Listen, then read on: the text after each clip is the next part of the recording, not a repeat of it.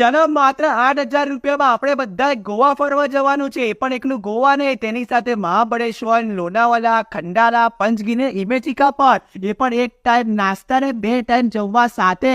આપણો આ પ્રવાસ 8 દિવસનો રહેવાનો છે. તો 8 દિવસમાં રાત્રિ રોકાણ માટે પણ તમને એસી ડિલક્સ રૂમ મળી જશે.